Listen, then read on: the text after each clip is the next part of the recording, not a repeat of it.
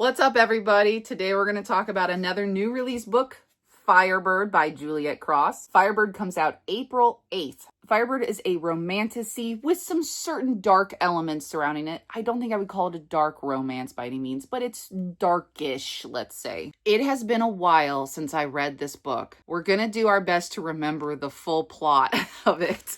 Okay, so basically this book starts us out with the myth of Medusa. Essentially, there's this myth that the powers of Medusa will transfer from woman to woman down the line, blah, blah, blah, blah, blah, through history. I don't want to get too much into it. It's a little spoilery. So now we are in Roman times and we have Melina. This is like a very alternate Roman history. She's essentially from the area of like Romania, let's say. And she's dealing with the Romans conquering her lands. When she's like a younger teenager, she's dancing in sort of her family's troupe that travels around and performs. And she meets this very handsome young Roman soldier in the crowd. And they just kind of have a very brief moment of just being like flirty. And he gives her a special coin. She really loves the coin. She wears it on her always. We fast forward a few years. Melina's essentially living with a different group of people, nomads. I think essentially they're supposed to be the Gauls. Here come the Romans to destroy their homelands and take them over. And they are led by none other than General haughty Roman that she met when she was a kid. He recognizes her. He is supposed to deliver her back to Rome, and he doesn't. He steals her for himself because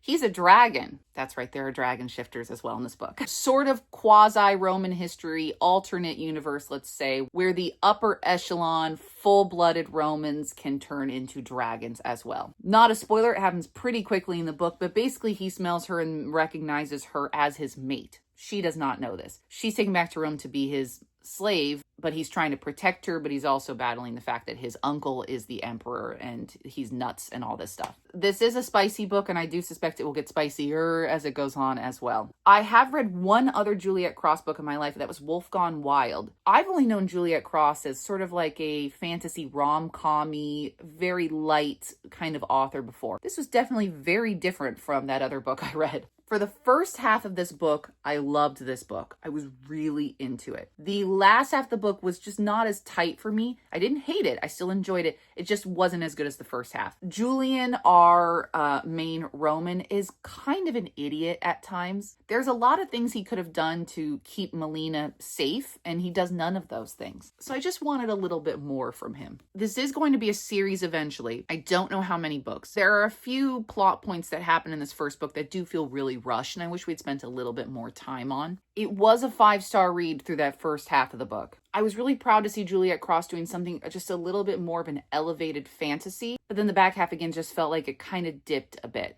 I think this book could have been absolutely incredible with just maybe one more round of editing from Bramble, a story editor specifically. And I really hope that they take their time with the sequel on this book, because I still think the world's really interesting. I love anything dragons. I like the political machinations of it. I like heavy politics books.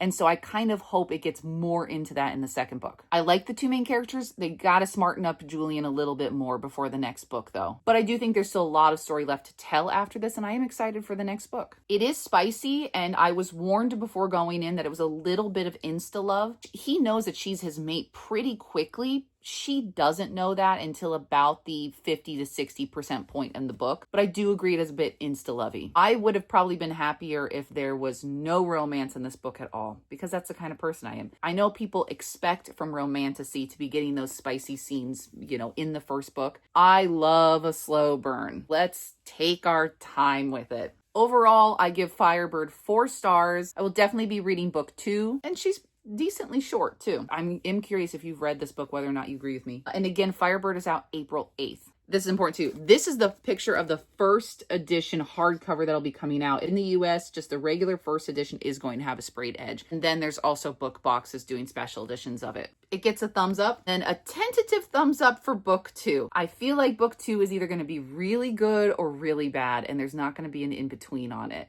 Bye!